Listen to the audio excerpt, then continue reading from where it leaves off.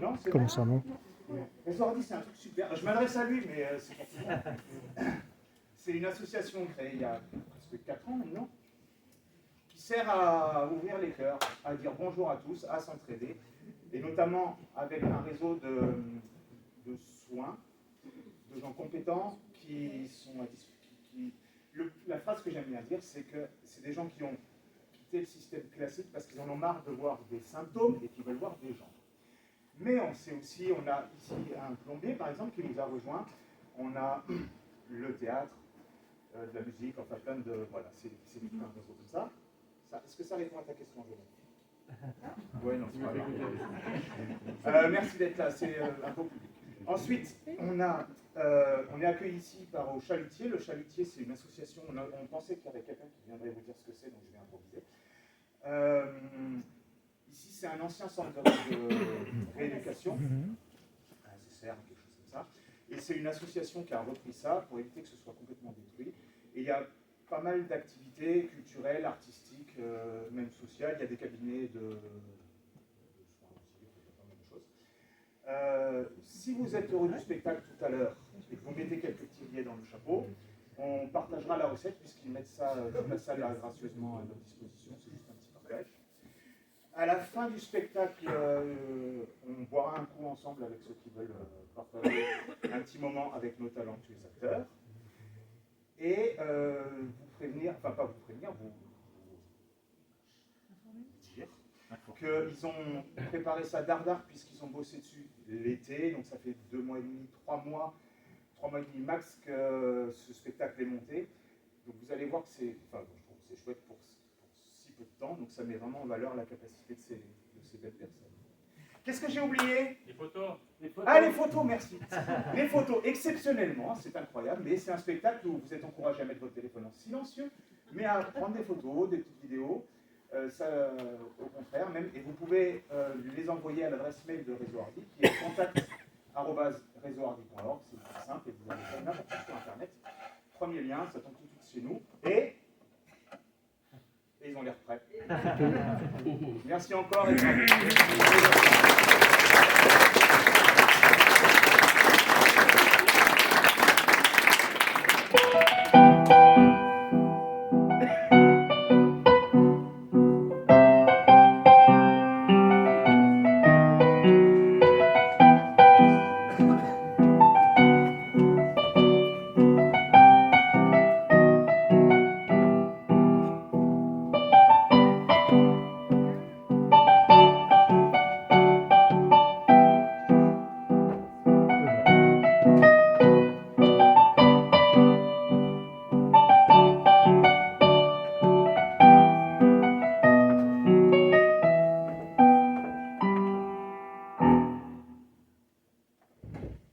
Bonsoir à tous. Quand on dit âge de raison, est-ce que cela parle à quelqu'un? Non. Ah, bien sûr. Vous allez me dire, quand on a 7 ans, qu'on perd ses dents, on atteint, dit-on, l'âge de raison. Mais qu'est-ce que la raison? Est-ce que c'est le contraire d'avoir tort? Non. Pourtant, les deux vont bien ensemble. À tort ou à raison. Peut-être est-ce l'inverse du cœur. On dit bien, le cœur a ses raisons que la raison ignore. Mais est-ce que la raison, ce ne serait pas tout simplement être raisonnable quant à sa façon d'avoir des raisons d'agir selon la raison? Et le cœur dans tout ça? Et l'amour? Y aurait-il un âge pour avoir raison? Ou pour avoir la raison? Est-ce que la raison est universelle? Parce que si c'était le cas, il n'y aurait pas de débat, pas de discussion, puisque tout le monde aurait raison. Et nous ici, est-ce qu'on a tous atteint l'âge de raison? Hein? Bien. Vous avez 1 heure pour méditer sur tout cela. Après quoi, je ramasse les copies. Non, je plaisante.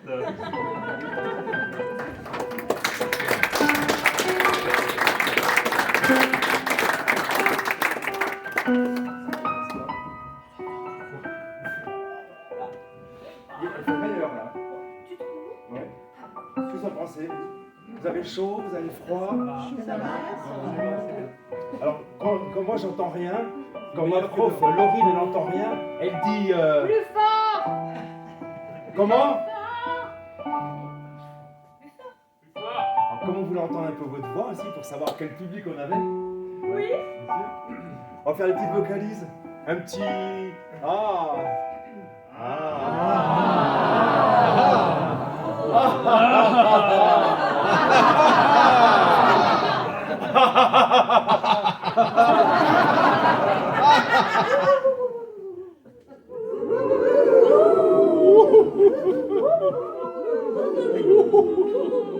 C'est déjà mieux.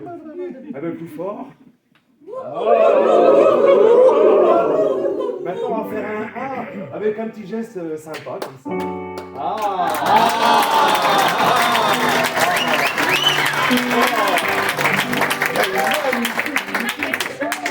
Ça chauffe, hein? Moi, je mets ça en bon eau, c'est échauffé là, déjà. Bonne soirée. Oui, non, mais alors, nous, on voulait profiter de ce spectacle et qu'il y a du monde dans la salle. Vous parlez de quelque chose. Il y a un charpentier derrière. On va vous parler de quelque chose. Ouais. Alors, parce que nous, on voudrait se présenter aux élections présidentielles. Oui, pas aux élections. Hein? Et pour ça, on a créé notre propre parti pathétique. Oui, politique, pathétique aussi, mais politique. Ouais, bon, c'est ce que j'ai dit. C'est ce que j'ai dit. C'est ce que j'ai dit. Bon alors. Oui. Alors, on va vous présenter notre campagne. Oui, non mais, Hein? tu sais comment il s'appelle? Eh bien, il s'appelle le Parti d'en rire. Oui, on a pris le parti d'en rire.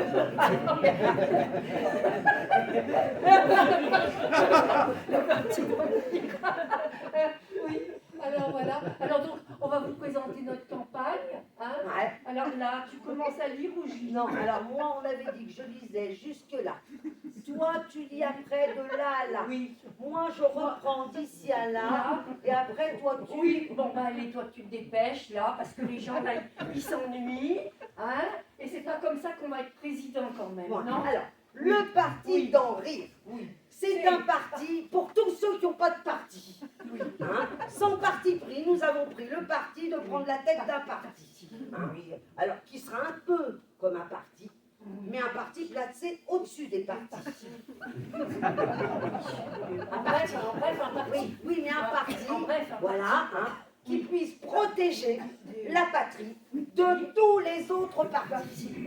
Et ceci, jusqu'à ce qu'une bonne partie soit partie et l'autre partie, c'est parti. Voilà. Et comptez qu'il faut être en partie répartis, tous dans le même parti, notre parti, Oui. hein, le parti d'en rire. Voilà.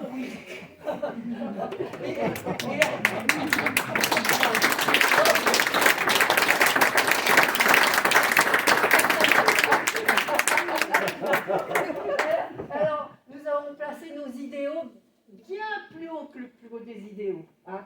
Et on va faire notre mieux. Hein? Crée 20 dieux, 20 dieux, 20 dieux. Eh ben quoi, qu'est-ce que t'as? Oh, c'est bon. Si là, ils votent pas pour nous, moi, je comprends pas. Seule la joie et la gaieté peuvent nous sauver du pire. La bonne gaieté, la saine gaieté et la franche gaieté des familles. Hein? Ouais, ça, c'est vrai. Alors? Hein? Oui, c'est bien, Franche c'est bien. gaieté des Oui, familles. oui. Enfin, Voilà. notre parti, quoi. Hein? D'accord, Voilà. le parti d'en rire. Ah oui, ça va. Non, ça va pour aujourd'hui, bien. Non, bah, parce qu'on n'a pas fini de lire. Ah, merde. Voilà, alors nos buts sont déjà fixés. Punaise, oui. Alors, réconcilier les œufs brouillés. Oui. Faire que le veau d'or puisse se coucher. Hein? Apprendre aux chandelles à se moucher. Aux lampes pigeons à roucouler. Amnistier les portes condamnées. À l'exception des porte-manteaux. Ça rime pas. Oui, bah ça, je sais, ça arrive pas, Ah, mais c'est pour ça qu'on va les accrocher. Ah, c'est ça. Alors, exiger que tous les ans, tous les volcans soient ramenés. Hein. Et simplifier les lignes d'autobus en supprimant les terminus. Hein? Voilà. Et pour prouver qu'on n'est pas chiche, faire beurrer tous les hommes sandwich. Voilà. Alors voilà quel est notre programme. Hein. Et alors on le trouve partout. Oui, alors je l'ai là. Hein, Oui. je l'ai là. Et moi Ah, j'en voilà, ai pas. voilà. Et moi j'en ai pas. Voilà, allez, Bon. allez. Là, Alors. là. Oh, putain, voilà notre programme. Tiens, voilà. Elle n'en a pas donné beaucoup, j'en ai presque Tiens, pas. voilà, tiens, c'est bon. Hein? Là, là. Non mais quand même t'abuses. Oui, bah, c'est comme ça. Alors ça, mais bon, crétin, va, pauvre type. Abruti, Et voilà, va. c'est notre parti. Et voilà ce qu'est notre parti.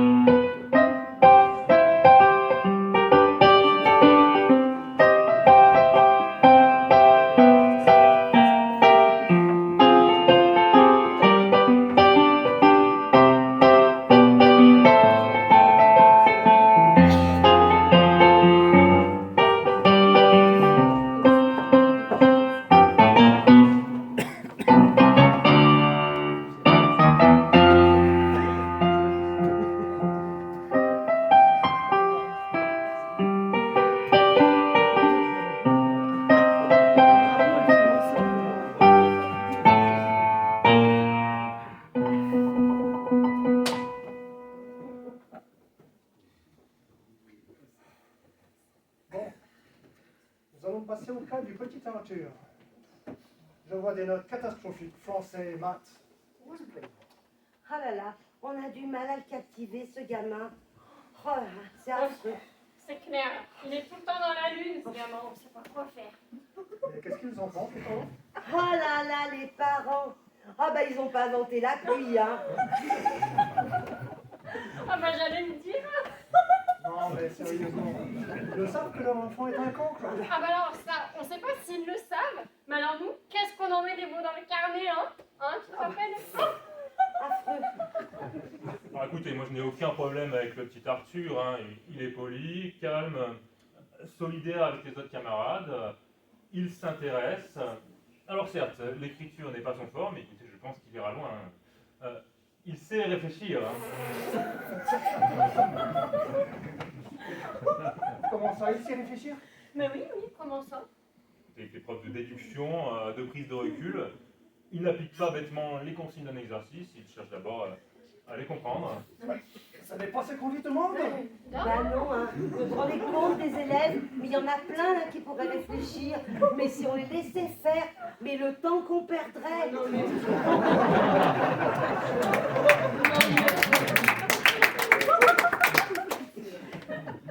Oh non mais c'est clair. Non mais et puis merde, oh, on a quand même un programme d'éducation nationale à respecter. Oh. Après, si on n'est pas dans les temps, on se fait taper sur les doigts par le rectorat. Oh merde, on n'est pas là pour ça. Hein. Dites-moi pas que vous le laissez faire quand vous les voyez réfléchir. Enfin, je ne vais tout de même pas l'empêcher de réfléchir. Bah si! Ce n'est pas possible, il va falloir que je convoque les parents de ce petit Arthur. Hein, s'il fallait éduquer leur enfant comme ça, libre à eux, mais pas dans votre institution. Bah surtout qu'il nous fait baisser le taux de réussite de l'école en plus. Et alors vous verriez la tête des autres gamins là, quand ils voient Arthur réfléchir. Ils sont obnubilés, on dirait une secte. N'exagérons pas tout de même, ce ne sont que des enfants. Vous m'attendez à la fin du conseil de classe, j'ai deux mots à vous dire. Oui, oui. Élève suivant. Ouf. Ah, Léa, la petite Léa, qu'est-ce que vous en me dire sur elle? Alors là, c'est une petite fille studieuse, bien réactive en classe et rigoureuse dans les apprentissages. Je le vois. Ah mais je confirme. Hein. Ah mais qu'est-ce que c'est agréable, nous ça nous va bien. Hein. Ah bah. On voit que les parents sont derrière pour les devoirs, Les rien à notes faire. parlent d'elles-mêmes. Et vous, qu'est-ce que vous en pensez? Ah, eh bien.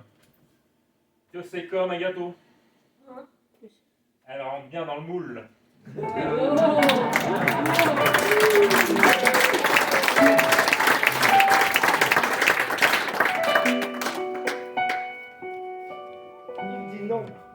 avec la tête. Mais il dit oui avec le cœur. Il dit oui à ce qu'il aime. Il dit non au professeur. Il est debout, on le questionne et tous les problèmes sont posés. Soudain, un fou rire le prend et il efface tout. Les chiffres et les mots, les dates et les noms, les phrases et les pièges. Et malgré les menaces du professeur, sous les huées des enfants prodiges, avec des craies de toutes les couleurs, il dessine sur le tableau noir du malheur le visage du bonheur.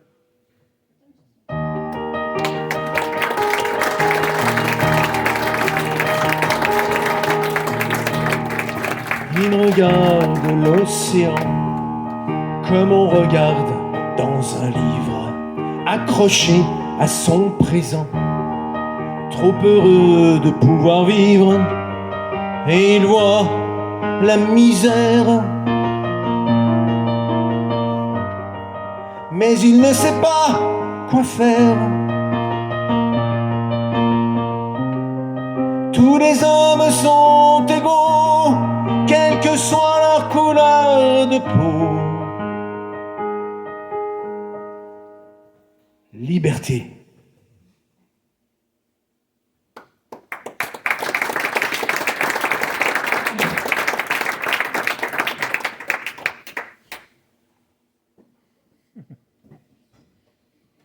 Oui, oui, chérie, oui, j'arrive à rien. Oui, oui, le hachis parmentier dans le frigo. C'est bon, c'est bon. Oh, bien Martini, sans olive. Salut Gertrude, un Martini, on the work. Évidemment. Les enfants vont bien? Oui, super, super. Bébert, je t'en sais rien. Ouais, c'est Ah! Vous m'attendiez peut-être? Monsieur le maire. Monsieur Tiff, Madame Colo. Oh, mais il y a du beau monde ce soir. Madame la députée. Madame la ministre de la Culture. Donc, bonsoir à tous et bonsoir à toutes.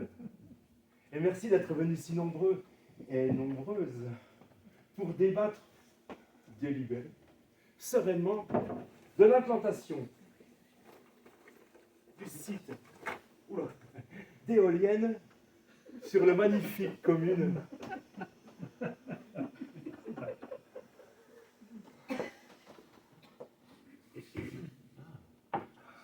Je croyais que c'était un débat pour décider si on en veut ou pas. Exactement, parce que s'il n'y a pas de débat, moi je vois pas l'intérêt de notre présence ici.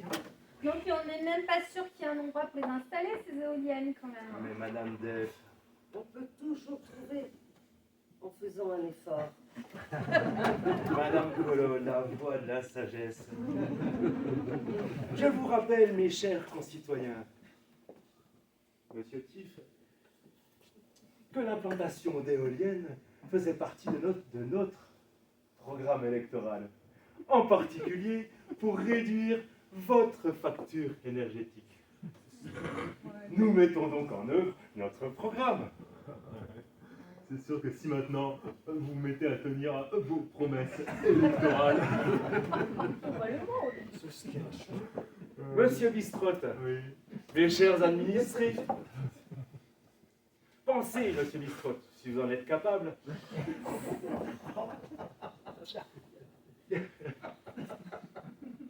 qu'avec des projets comme ceci, nous allons drastiquement réduire notre facture énergétique et réaliser d'autres projets que j'ai. Si vous voulez faire un nouveau stade, pourquoi pas? Mais il ne faudra pas mettre les éoliennes à côté. Je vois pas pourquoi. Il y a déjà des pylônes immenses pour les projecteurs qui défigurent le paysage. On peut très bien y mettre des éoliennes sans que ce soit plus moche. Déconcentrer les spectateurs. Ils ne seront pas concentrés sur les matchs et ils seront complètement à regarder ces éoliennes tourner. C'est ridicule. Si ça suffit à les divertir, vos supporters, autant mettre une tribune, les éoliennes en face, ça coûtera moins cher. Exactement.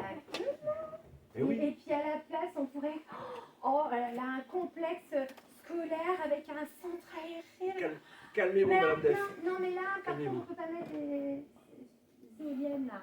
C'est pas possible. Magnifique. Non, c'est pas possible. Et pourquoi Mais parce qu'on n'est pas sûr des effets secondaires sur la santé, là, des éoliennes. C'est comme les Mais moulins à c'est vent. quand même. Tant qu'on se prend pas une aile sur la tête, il n'y a pas de danger. N'empêche que si on met pas les éoliennes là où on voulait construire le stade et qu'on y met une école à la place, je vois pas pourquoi on mettrait pas le stade à la place de l'école s'il n'y a pas les éoliennes. J'ai pas compris. Alors vous pouvez me la refaire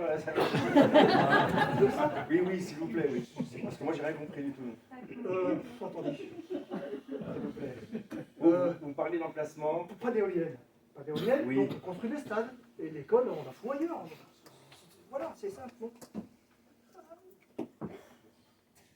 Monsieur Tiff, Quoi? mes chers concitoyens, mes chers administrés, vu la conjoncture actuelle et la situation plus qu'hypothétique, je ne vais pas rentrer dans des polémiques.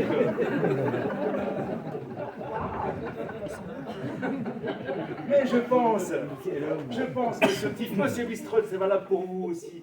Je pense qu'il faut voir ce projet dans une perspective à long terme.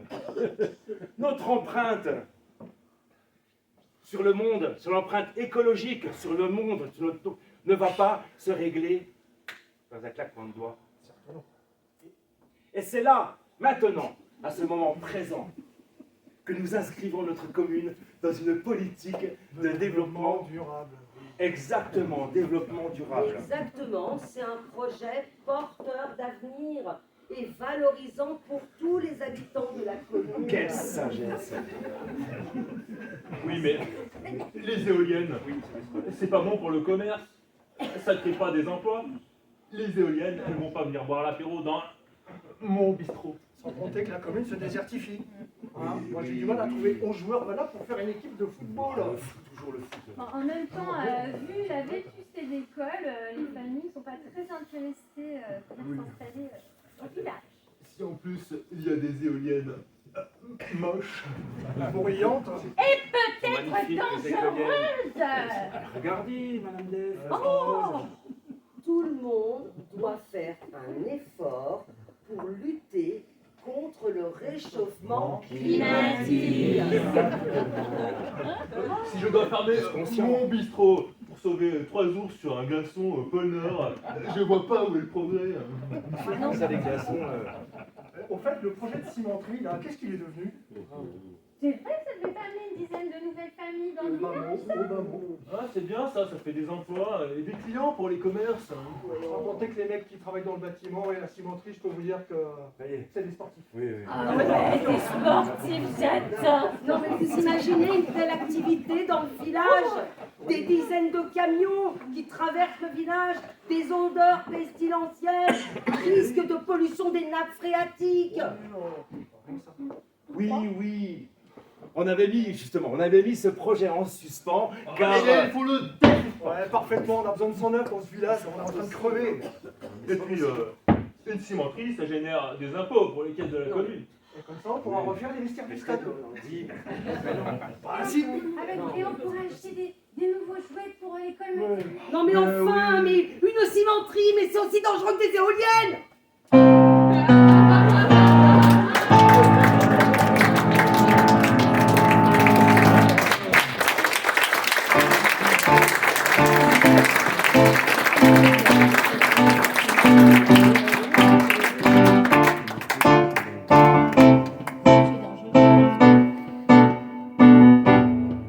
Du béton qui t'enchaîne, chaîne à la ville. Du charbon qui t'entraîne, traîne dans la mine. Je ne te vois plus, et tu ne respires plus. Que du plomb long qui s'écoule, coule dans tes veines. Des lésions dont découle ta haine.